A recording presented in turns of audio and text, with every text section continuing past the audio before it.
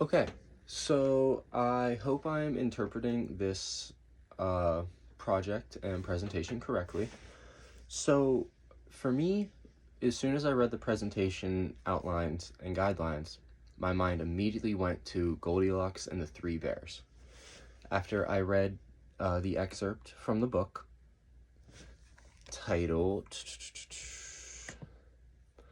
Craving Supernatural Creatures, German Fairy Tales, Figures in American Pop Culture, reading about the Monster High dolls and how they are branded as Frankenstein and Dracula, but the actual dolls themselves and their stories don't match them at all. For example, how Draculina is a vegan and terrified of blood, when Dracula we know was a blood-hungry, murderous vampire.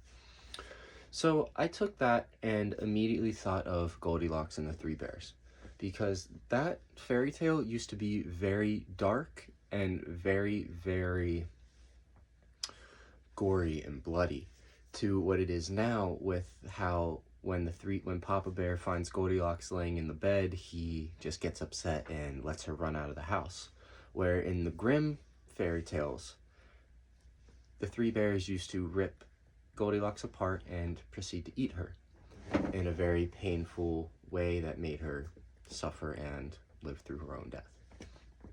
So I would like to play a video of how Goldilocks is presented now to children, and then I'll go a bit more in depth to how it was presented in the Grimm Adventure fairy tales, which is how they were originally wrote.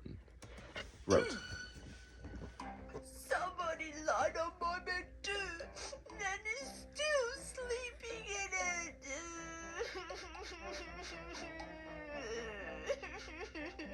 Papa Bear walked next to Baby Bear's bed and saw that someone really was sleeping in his bed.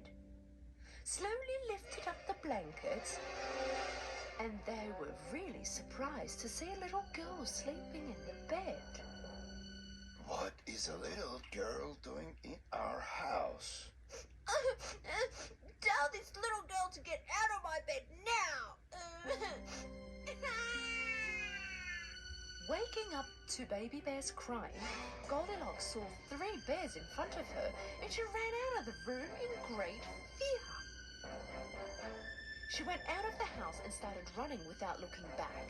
She got breathless. So, how that would have went if this original story was still being portrayed today.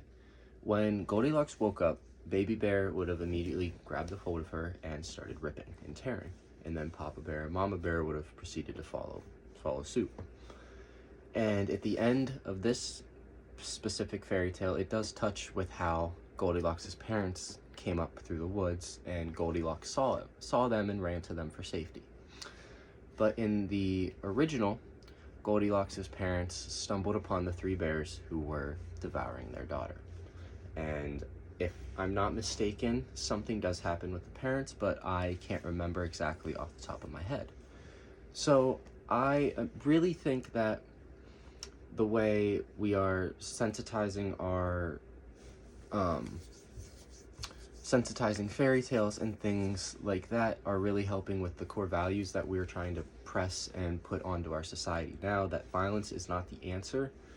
There's confrontation, and then there's confrontation escalating to violence and hatred and bad, very negative outcomes. So I really think that